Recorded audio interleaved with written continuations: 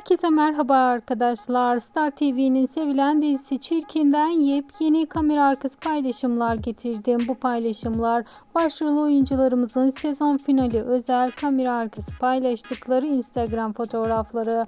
İşte sizler için bugün gelen sezon finaline özel olan kamera arkası paylaşımları ben de hemen yayınlamak istedim. Dizimizin artık 8. bölümü yayınlanıyor.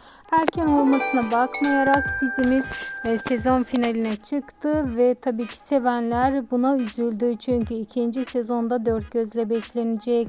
Bakalım Eylül ayında nasıl bir geri dönüş yapacaklar.